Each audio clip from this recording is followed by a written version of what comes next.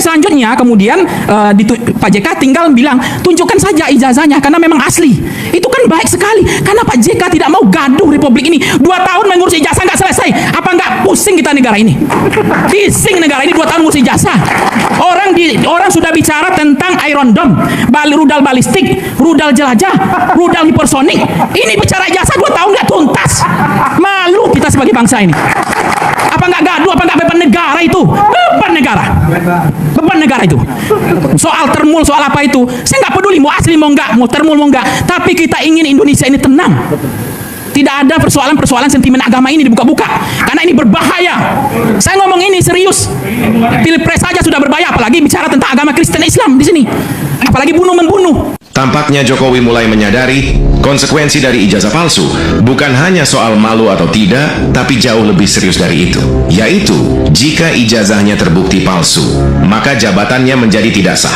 Maka otomatis semua surat hutang yang dibuatnya, yaitu sekitar 20.000 triliun, baik untuk belanja pemerintah maupun untuk keperluan BUMN, menjadi tidak sah, alias menjadi tanggung jawab dia pribadi. Itulah sebabnya dia mulai mengerahkan seluruh kekuatan yang dimilikinya, baik polisi, preman, para menteri, DPR, para pakar hukum, bahkan para buzzernya. Semua saat ini bekerja keras untuk membelanya soal kasus ijazah palsu ini. Itulah sebabnya belakangan ini mulai muncul para pakar-pakar hukum yang membuat counter strike, bahwa sekalipun ijazahnya palsu. Saya UGM ya teman-teman. Sekarang ini ada situasi, kalau kita lagi di luar negeri atau dimanapun, di kota dimanapun, oh Mbak lulusan UGM ya? Iya. Mas juga UGM? Iya. Lalu beberapa menit kemudian obrolannya langsung berubah. Jadi ijazahnya asli atau enggak toh itu gitu. Jadi pertanyaan tentang ijazah itu sudah menyatukan seluruh alumni UGM dimanapun kami berada sekarang. Nah sekarang dengan keberadaan Uceng sebagai guru besar, kita bisa tanyakan saja pada Uceng, apakah kertasnya itu betul? Apakah fotonya yang bersangkutan itu secara hukum sudah benar? Jadi UGM dengan segala kontroversinya, saya bisa mengatakan UGM kampus paling kontroversial di Indonesia hari ini, paling banyak dibicarakan hari ini. Bahkan saking bangganya mungkin pada UGM ketika ada wakil gubernur Bangka Belitung jadi tersangka kasus ijazah palsu, netizen pada bilang, Bu, makanya kuliahnya di UGM, aman nggak akan jadi tersangka. Saya hanya sedikit menambahi bahwa kejadian tadi sebetulnya saya merasa kasihan kepada mereka yang tadi menghalangi kami semua, karena mereka tidak tahu, mereka hanya orang dibayar 50.000 dan nasi bungkus. Jadi kasihan sekali, sangat kasihan. Dia tidak tahu bahwa anak cucu mereka sudah terberangus oleh kelompok geng Jokowi. Jangan geng Solo, saya tidak boleh, saya adalah Solo, adalah geng Jokowi. Saya merasa tidak terima kalau mengatakan geng Solo, karena kami adalah geng Solo gitu. Jadi geng Jokowi, mari kita bilang. Nah itulah yang saya katakan, bahwa saya juga pesan di dalam bebas ini kepada Prabowo Subianto, Anda jangan merasa utang budi kepada Jokowi. Mudah-mudahan sampai pada Prabowo Subianto. Saya mendukung Anda sejak tahun 2009. Karena apa? Anda sebetulnya sudah menjadi presiden tahun 2014, menang karena ditipu oleh Jokowi. Tahun 2012 menang karena ditipu oleh Jokowi. Oleh karena itu, sekali lagi saya mohon dengan hormat Prabowo Subianto agar tidak merasa utang budi kepada Joko Widodo. Sekali lagi, majulkan Fufu Fafa. Gerasi Presiden Jokowi ada muatan politiknya. Sepertinya ada misi untuk menyerang dan merusak nama saya, juga keluarga saya. Hari ini Antasari mengeluarkan statement di Bareskrim Polri yang esensinya menuduh dan menyerang saya, merusak nama saya. Sebenarnya sudah lama saya memperkirakan hal ini akan terjadi. Adalah saudara-saudara dan sahabat-sahabat saya yang juga mengingatkan saya, awas Pak SBY, sepertinya akan ada gerakan politik yang akan menggunakan antasari untuk menyerang dan mendiskreditkan Pak SBY. Itu saya dengar sudah cukup lama, barangkali sejak 2 bulan yang lalu, dan ternyata hal itu benar terjadi pada hari ini. Saya harus mengatakan bahwa nampaknya gerasi Presiden Jokowi ada muatan politiknya. Sepertinya ada misi untuk menyerang dan merusak nama saya, juga keluarga saya. Pak Roy dilapor oleh Jokowi. Dilapor masalah apa? Ya, masalah jasa. Sampai detik ini jasa Jokowi belum terlihat. Belum ada buktinya. Akan real antara ijazah Jokowi benar atau tidak. Kalau UGM mampu duduk dengan rakyat, kita akan pertanyakan mendetail. Karena segala sesuatu harus ada pendetailan. Ya, kalau cuman cocor UGM, ya, rektor UGM di situ, oh saya keluarkan tanggal sekian, bulan sekian. Apa gunanya?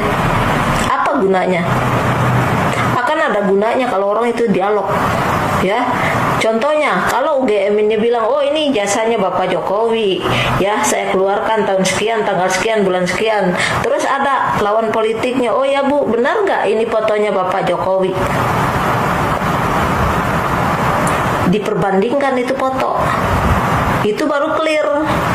Nah kalau mencocor aja di depan kamera, rektor UGM ini tanpa ada perlawanan, itu goblok namanya, ya. Orang gila aja nggak akan percaya hal itu, apalagi kita yang normal, ya.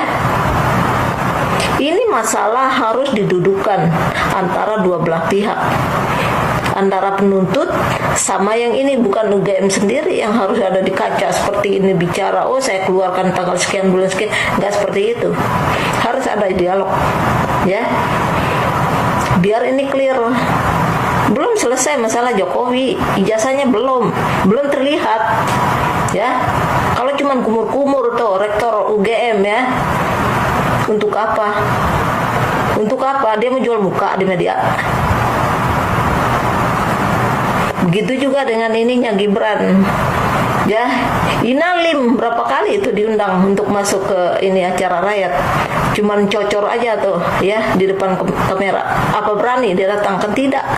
Nah begitu juga yang ada di Singapura, diundang, ya, nggak berani datang karena dia membahas ijazahnya dia, tapi tidak membahas tentang ijazahnya Gibran.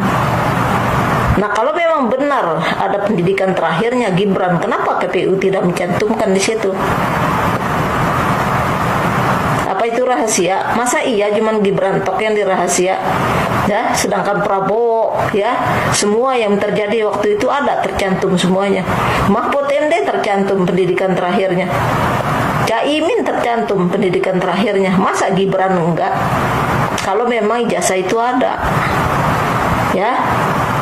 Kalau konteks siapa yang mendalil itu yang membuktikan, kayak Pak Anies dulu dong, ya, dituduh kelebihan bayar, padahal Pak Anies yang melaporkan, ya, Jokowi kelebihan menggelontorkan uang, sedangkan guru yang mau dibayar digaji sudah tidak ada.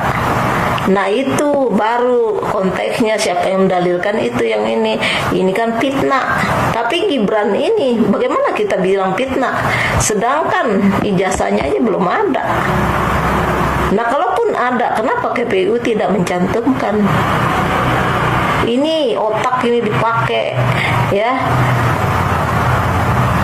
Siapa yang mendalilkan itu yang harus membuktikan, itu beda konteks,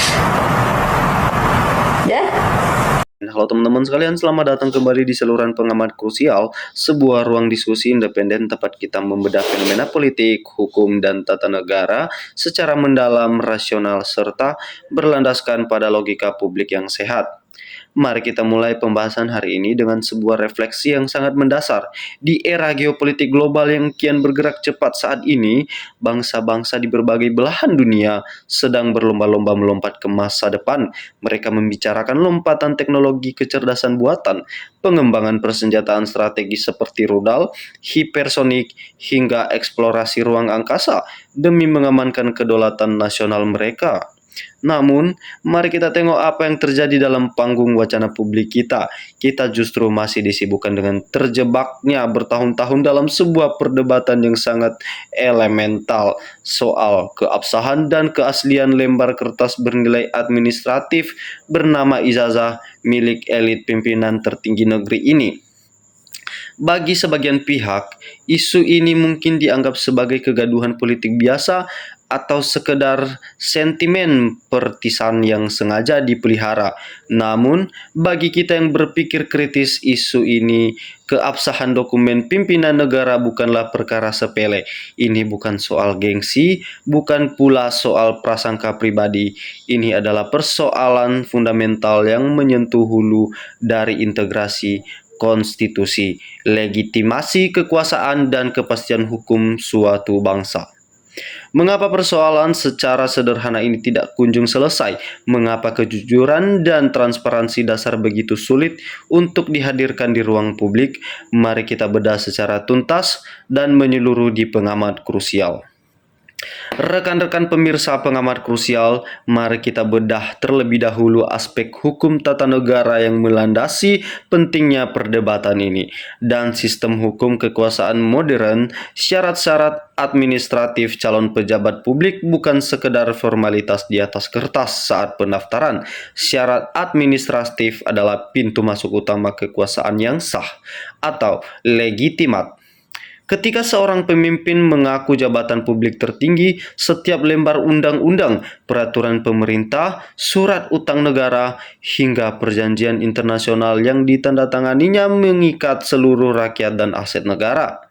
Skenario hukum yang dikhawatirkan publik adalah konsekuensi dimoni jika syarat paling dasar itu cacat hukum. Apabila di kemudian hari terbukti secara sah bahwa dokumen administratif seorang pejabat tidak valid, maka secara doktrin tata negara seluruh legitimasi jabatannya menjadi void ab initio atau batal demi hukum sejak awal. Coba kita bayangkan implikasinya. Keabsahan produk hukum, bagaimana status ribuan undang-undang dan peraturan yang telah disahkan. Kewajiban keuangan negara, bagaimana status surat utang negara yang nilainya mencapai ribuan triliun rupiah yang ditandatangani selama periode kekuasaan tersebut. Apakah menjadi beban negara atau berubah menjadi beban pribadi secara keperdataan? Inilah alasan utama mengapa timbul resistensi yang begitu masif ketika isu ini mencuat. Publik menangkap adanya kepanikan di tingkat elit yang berujung pada mobilisasi instrumen kekuasaan, mulai dari mendapat pakar hukum bantuan, narasi pejabat, hingga barisan pendengung atau buzzer di media sosial hanya untuk meredam bola salju ketimbang membuka pembuktian secara jujur. Selanjutnya, mari kita soroti posisi institusi pendidikan tertinggi dalam hal Universitas Gadjah Mada atau UGM yang ikut terseret ke dalam pusaran kontroversi ini. Sebagai salah satu benteng akademis tertua dan terhormat di Indonesia, UGM memiliki beban moral yang sangat berat. Namun, mari kita evaluasi secara objektif apakah langkah klarifikasi yang selama ini dilakukan Rektorat sudah memenuhi standar transparansi akademis.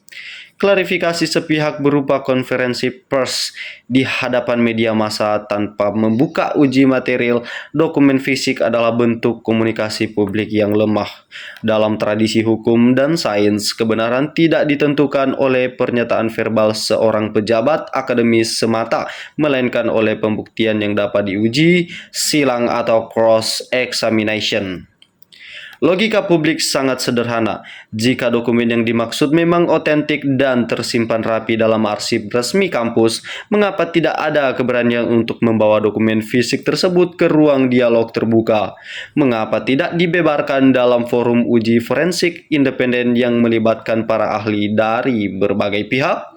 Menutupi transparansi akademis hanya akan memperpanjang skeptisme publik dan mengikis murah perguruan tinggi itu sendiri di mata alma maternya. Jika kita melihat konteks yang lebih luas, polanya sangat jelas. Isu keaslian dokumen ini beririsan langsung dengan persaingan dan intrik politik kekuasaan di tingkat atas.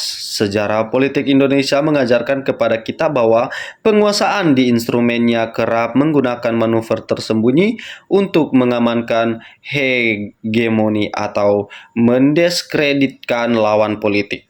Kita tentu ingat bagaimana Presiden ke-6 RI, Susilo Bambang Yudhoyono, di masa lalu pernah secara terbuka menyatakan adanya operasi politik terselubung yang mengaitkan kasus hukum Antasari Ashar untuk menyerang integritas diri dan keluarganya. Artinya, dalam panggung politik elit, hukum dan dokumen seringkali dijadikan komoditas politik. Sikap manipulatif ini kembali terlihat pada persoalan transparansi riwayat pendidikan Wakil Presiden terpilih Gibran Rakabuming Raka. Publik menemukan kejanggalan nyata pada lembar informasi Komisi Pemilihan Umum atau KPU, di mana rincian riwayat pendidikan terakhir yang bersangkutan tidak ditampilkan secara utuh dan transparan. Mari kita bandingkan dengan konstantan lainnya pada konsentrasi politik terakhir. Profil pendidikan Mahfud MD terpapar jelas. Profil Muhaimin Iskandar tercantum secara detail. Profil Prabowo Subianto dipublikasikan dengan gamblang. Lantas mengapa hanya dokumen riwayat pendidikan milik tokoh tertentu yang terkesan dirahasiakan atau dipenuhi simpang suir informasi di tengah masyarakat? Ketidakjelasan ini secara tidak langsung meruntuhkan kepercayaan publik terhadap prinsip keterbukaan informasi penyelenggara pemilu atau KPU. Dampak paling berbahaya dari polemik berlarut-larut ini adalah runtuhnya kepercayaan publik terhadap penegakan hukum di tanah air. Timbul persepsi makin mengakar bahwa slogan equal before the law atau kesetaraan di hadapan hukum hanyalah pemanis retorika belakang. Hukum kita terkesan makin tumpul ke atas namun sangat tajam dan presisi ketika menindik masyarakat kelas bawah. Seorang warga negara biasa yang hendak melamar pekerjaan di tingkat terendah sekalipun wajib menyertakan ijazah fisik asli yang dilegalisir dan melewati berbagai tahapan verifikasi yang ketat. Jika terbukti memalsukan dokumen atau ancaman pidana penjara menanti tanpa ampun. Sebaliknya, ketika keraguan dan kejanggalan terjadi pada elit pimpinan tertinggi negara, mekanisme penegakan hukum dan pembuktian seolah mendadak mengalami kelumpuhan total atau plague of justice. Kekecewaan kolektif ini bermuara pada lahirnya satire, kritik pedas, dan kekecewaan mendalam dari publik di media sosial. Warganet menyuarakan keprihatinan mereka atas kerusakan standar etika hukum dipertontonkan oleh lembaga-lembaga konstitusi kita. Sikap para pimpinan terkesan menghindar pembuktian langsung di hadapan rakyat. Ketimpangan sosial di mana standar pendidikan tinggi hanya diperuntukkan bagi rakyat biasa untuk bertahan hidup, sementara untuk menduduki puncak kekuasaan, keabsahan dokumen justru bisa dinegosiasikan. Para pemirsa pengamat krusial, dari seluruh uraian dan analisis panjang yang telah kita bedah bersama hari ini, kita dapat menarik satu kesimpulan krusial bagi masa depan bangsa. Kepemimpinan nasional yang kokoh, berwibawa, dan dicintai rakyat tidak akan pernah bisa dibangun di atas fondasi ketidakjujuran, manipulasi data, atau perlindungan kekuasaan. Seorang negarawan sejati tidak akan pernah takut pada pembuktian karena kebenaran tidak membutuhkan benteng pertahanan selain kejujuran itu sendiri. Sebagaimana hukum alam dan sejarah berkas, sepandai-pandainya kebohongan ditutupi di bawah ketiak kekuasaan, nalar kritis masyarakat dan rekam jejak digital akan selalu menemukan jalannya sendiri untuk menuntut kebenaran. kita sangat merindukan hadirnya tatanan bernegara yang beretika, di mana hukum ditegakkan tanpa pandang bulu dan kejujuran menjadi syarat mutlak bagi siapapun yang ingin memimpin bangsa besar ini. Bagaimana pandangan Anda mengenai polemik ini? Apakah menurut Anda pembuktian dokumen elit publik secara transparan adalah kewajiban hukum yang harus diwujudkan segera? Sampaikan argumen, analisis, dan pendapat Anda secara santun di kolom komentar di bawah.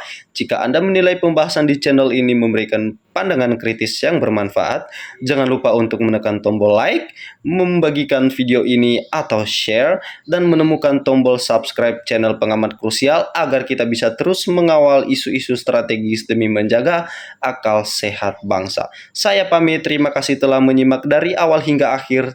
Tetap kritis, jaga nalar publik, salam integritas, dan salam NKRI harga mati.